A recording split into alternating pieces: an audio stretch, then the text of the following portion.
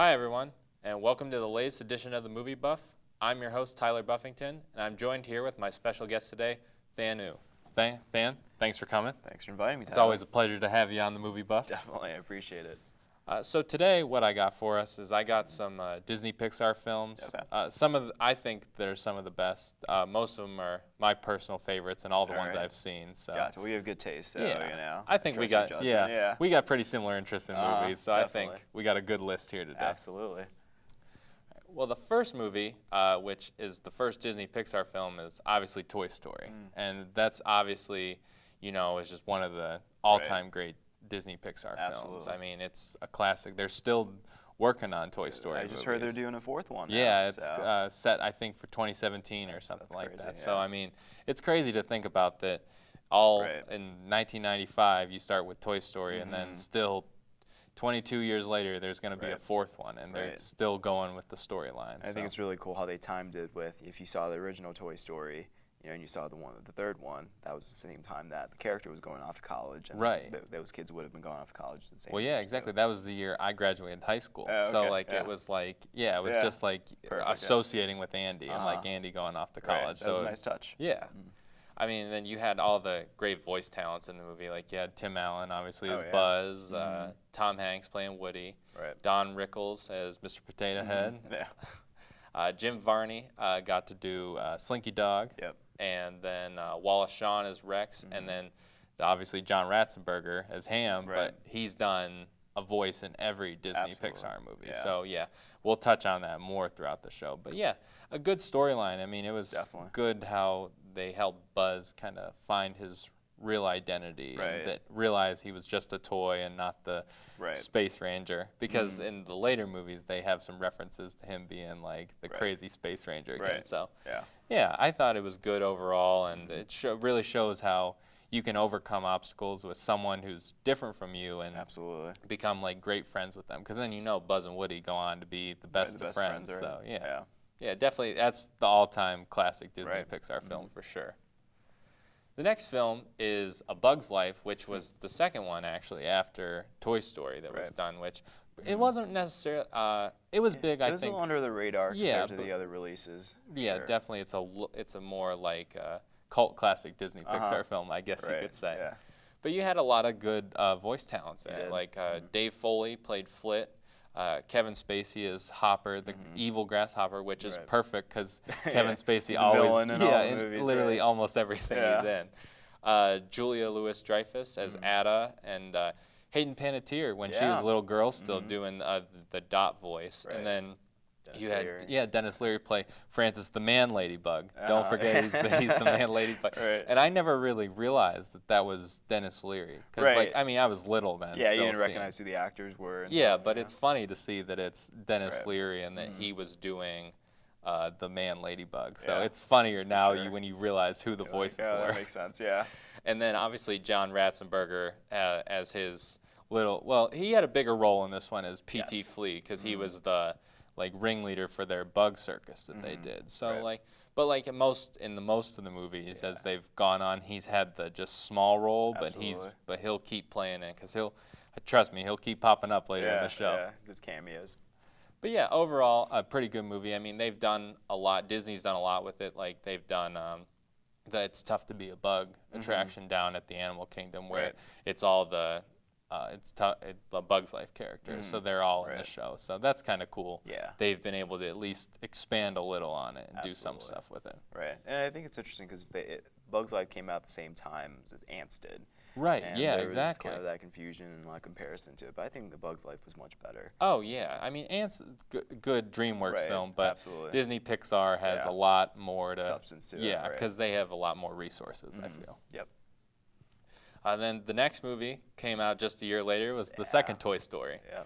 And I mean, you had all the greats returning in that one. You had Tom Hanks and Tim Allen as Buzz and Woody again.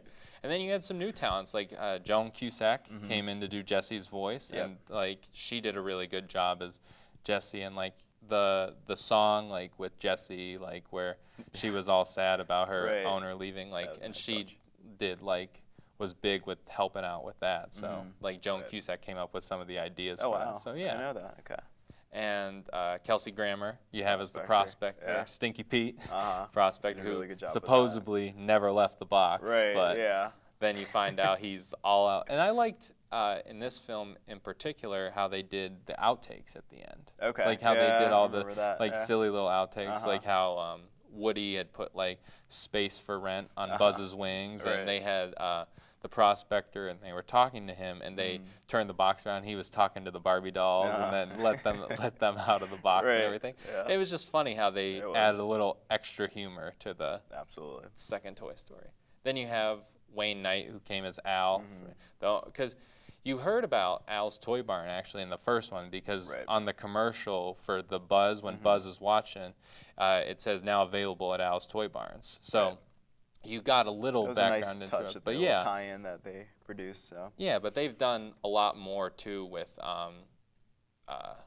Al's Toy Barn, since because at Disney they set up a little a backdrop actually. So and that was where the characters used to come out for a while. Like Buzz and Woody would come out of there, and Jessie and Bullseye. But it wasn't like a store or anything. But it was just the little front, so you could go take pictures in front of Al's Toy Barn. So they've still done some stuff with it. I think at least it's a good. Yeah. And then you had Jim Varney. This was I think this was actually his last film. Was the Toy Story 2. So that was a little sad to see him go as Slinky Dog, because he loves Slink. And then also a little cameo appearance, what I thought was interesting, I just saw this today as I was putting the show together, is John Lasseter, who's the director and the creator of the original Toy Story, was the blue Rock'em Sock'em robot in the film. When they're trying to get directions to find Al, I'm pretty sure, in the Toy Story. Like Ham and Mr. Potato Head are asking, and then the robots start talking, and then they say, "No, he was talking to me," and then they they bust the head up, just like classic Rock'em Sock'em robots. But that's funny. Yeah, that was a good. And Toy Story 2 actually was one of the few sequels to outgross its original. Oh wow! Okay. It was the first one, I'm pretty sure, to actually outgross the original. So I think that's pretty cool. Yeah, like it was. Because it was a big deal. It was released at like Thanksgiving time, so a lot of people were going in to see it. So, but yeah, overall, good, good addition to the Toy Story. Yep. Then Monsters Inc.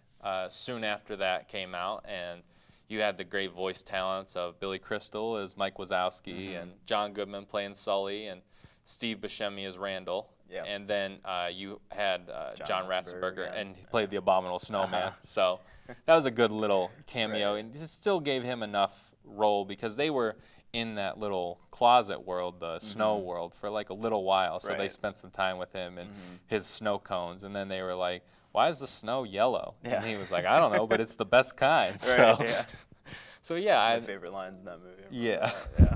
And then Mary Gibbs was the voice of Boo. And what's interesting about her voice is that she was a little girl and doing like the babbling noises and stuff. And they had to follow her around the set with a mic. They just follow her around and let her say stuff. Oh wow, I didn't know and yeah, I heard a little behind the scenes stuff recently, and like that was one of the things I heard, and I thought that was really cool that they.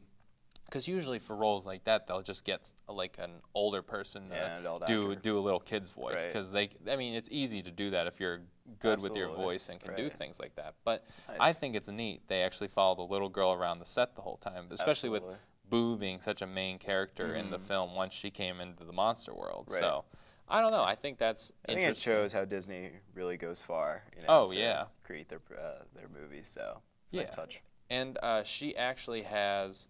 I'm pretty sure in the movie, I want to say Boo has a Jessie doll in her room. Oh wow! Okay. Yeah, and also the ball, the famous ball that's like got the one star on it that's blue and yellow. Yeah, that's in her room as well. Oh, wow. So I know there's a lot of Easter eggs like. The Pizza Planet van is actually in almost every Disney except for The Incredibles. Last time I checked. I'm not sure about all the newer, up-to-date ones, but I know it's in almost every single one except for The Incredibles. So I'm not sure where it is in all of them, but maybe in a couple. And they're like beat down in some of the movies where it's like brand spanking new. So so it's hard to it's really the timeline of all the movies. Yeah, and sometimes it goes by fast and you just miss it. So too. It's really cool the way they've done that. But Then the next movie we have is Finding Nemo, which I loved. Yeah, and I know they're doing Finding Dory that's supposed to come out.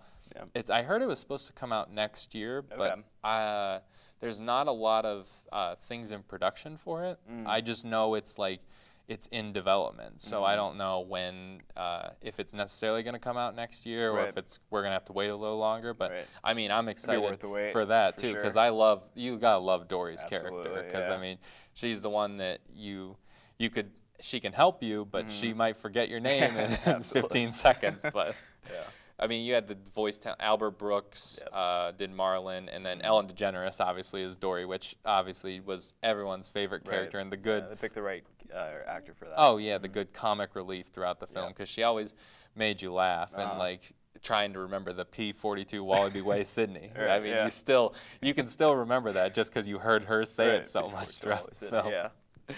And then Alexander Gold, you had as Nemo, and then there was a lot of other big names too, like Willem Dafoe was Gil, and Brad Garrett was Bloat, and Jeffrey Rush was Nigel, and those were all the fish in the tank that that were in the dentist's office. Yes. Yeah, and also fun fact about this movie is in the dentist's office there's a Buzz Lightyear. Oh, wow. Yeah. I did not know that. I saw it actually the first time when I saw it, because I was little still, and I was big into Toy Story still at the time, and I said, oh my God, guys, that's Buzz Lightyear still. That's Buzz Lightyear sitting in the dentist's office. And it was just a surprising thing to see. You caught that the first time you watched it? Yeah, actually. It's pretty noticeable. Like, you definitely get a good glimpse of Buzz. So, like, it's pretty easy to pick up on. Okay, all right. And then you have John Ratzenberger. Obviously, he plays the fish school in the movie when they're asking for directions, when Marlin and Dory are asking for directions, and it's the giant, it makes the giant smiley face and the giant arrow to point them which way to Sydney and everything. So, and you have to go real slow, kind of like frame by frame, to pick up the Pizza Planet van in this one. Oh, okay. Because where it is when all the fish from the tank are escaping in their bags and rolling out to the sea. Right. The Pizza Planet van is one of the cars that goes by, but because they're all going so fast, you kind of have to slow it down. Slow it down a little. But like that's the only really part in the movie that shows cars, because you think about it, it's mostly under the sea or it's in the fish tank. So yeah, it's hard. Like I was like, that's got to be the only spot it is. Yeah. So it's easier to pick up on that when you know there's only like a couple scenes where you can find the Pizza Planet van. That's pretty cool.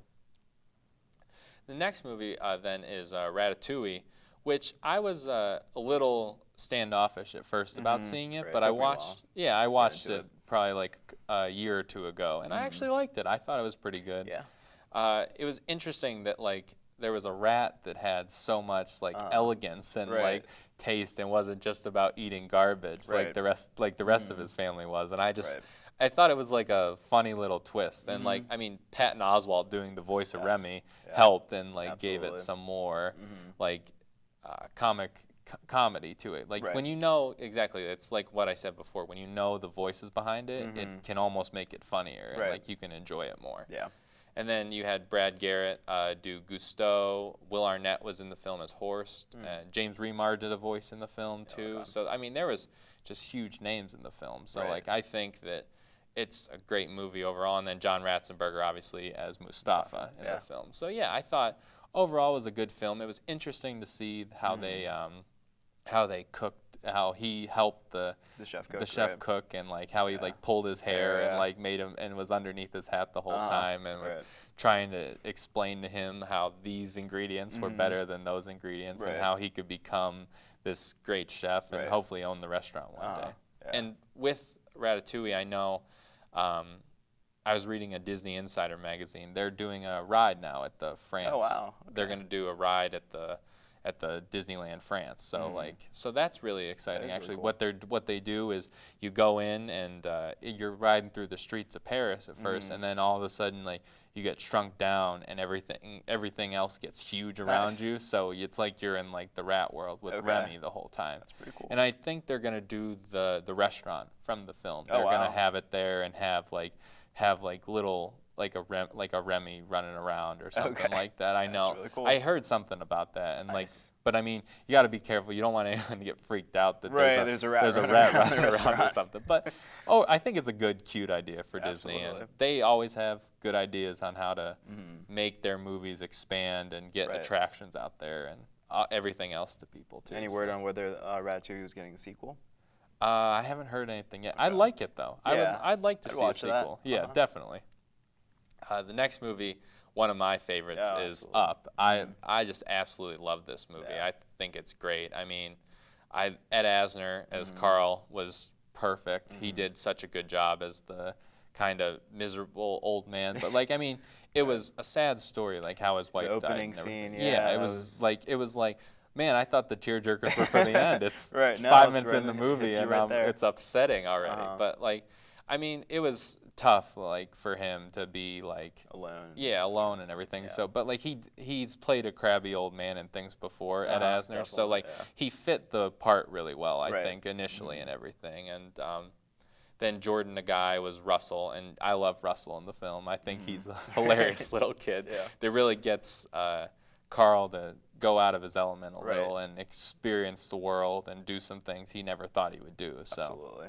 And then John Ratzenberger just has a small part in this one as the construction foreman Tom, but of course he has his little little bits and pieces everywhere throughout the film. But yeah, I mean, I love the idea of Up, like with the balloons carrying the house throughout. So I think that would be like a cool ride. Yeah, I think like, so too. Yeah. Like they might have to do it like maybe like a simulator thing, but picture like you can up. I mean, they do that with like the Soarin' ride down at Disney. So like I feel like it'd be exciting if they could get something where you feel like you're in the house and you just get lifted up and travel through all the things that they did in Up. So I don't know. I think that might be a good idea. Absolutely. I'm sure Disney could get it together. They're probably working on it right Probably, now. exactly. I know.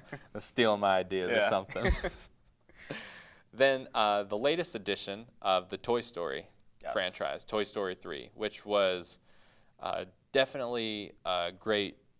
I thought it was going to be the last one. I honestly didn't think they would do a fourth one. I thought they ended it basically perfectly. Like I was really happy with the ending, and I was like perfectly okay with the way it ended. I didn't want anything else with it. I was like, good. That's the end of Toy Story. I can go out with that. Absolutely. But now, I don't know. A couple weeks ago they announced it. Yeah, just a couple weeks ago. But now I'm okay with it. I could see another good Toy Story movie probably. But I don't know. I just feel like they ended it so good that it would be.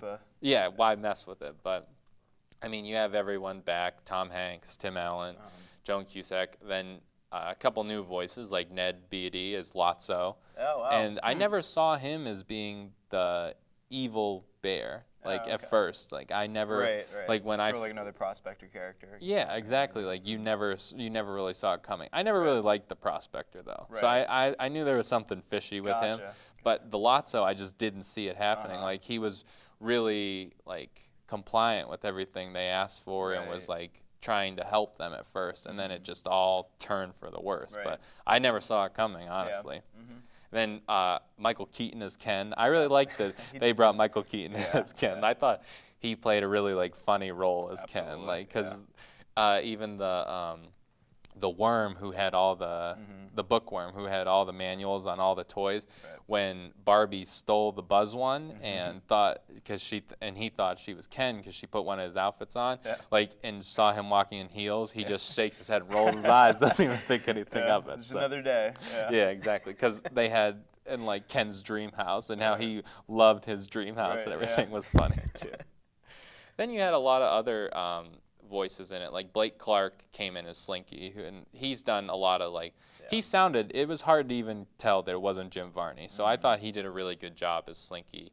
Then you had Jeff Garlin as Buttercup, and I didn't even realize that Whoopi Goldberg was in the film as Stretch. I think she was the toy that like went down the window or like stretched its arms out or something. So I'm not sure who she was exactly, but I was interested to see that she was actually in the movie. And then of course you have Sid Phillips returning as the Garbage Man, in which when I saw the movie, I saw the skull shirt, and I said, is that supposed to be Sid? And then I waited for the credits and saw it was. So I thought that was cool. They that he ended up just being a garbage man, probably because after all the trauma of those toys talking to him, he probably couldn't do much else with his life. So, yeah, it's nice that they kept Toy Story kind of like full circle and brought everything back from the original. Which is why I'm nervous about how the fourth one's gonna. Right, exactly, because it's tough because you thought.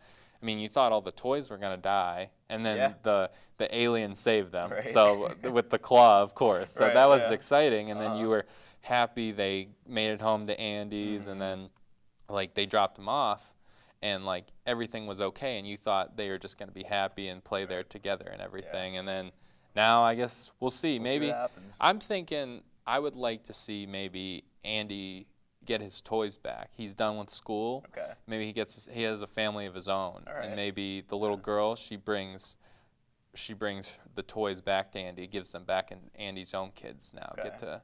But there's got to be some plot twist and some conflict with it. So I don't know what there could be, but I'd like to see something like that maybe. That'll be exciting.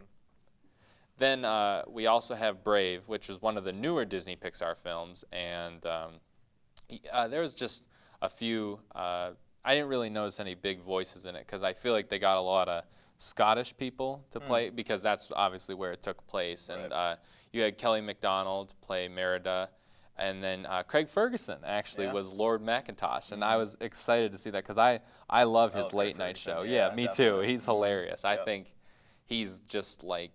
I mean, I loved him even on the Drew Carey show when he was the boss in The Office. So, like, I thought he was funny there. And then I watch his late night show whenever I can get the chance. That he's not going to be. I know that he's done at the end of the year. I know I'm disappointed in that because I don't know what I'm going to do at 12:30 when I'm up on a late night doing something. I don't know who I'm going to watch because maybe Fallon.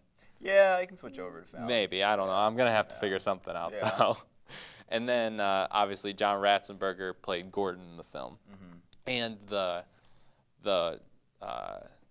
Pizza Planet van is actually on a rock somewhere in the film. It's like almost like a cave drawing. Oh, wow. Yeah, it's like etched into the rock somehow. Interesting. Yeah, because I looked it up because I wanted to see where they were in each of the films. So yeah, it's somewhere like etched into a rock somewhere, or like on a special rock or something like that. Maybe it's at like the witch's hut or pavilion. It might be somewhere there. But I know that's the only place it is because obviously they can't have a car in ancient Scotland just driving through somewhere. So it's interesting the way though they try and work it into each of the films nice because not to the fans for sure. Right, because there's a time constraint where you can't just put a van in some ancient movie that takes place like this. They should though, just to see what the reaction will be. Yeah, maybe people will just be like, "Oh, wow, there's a van."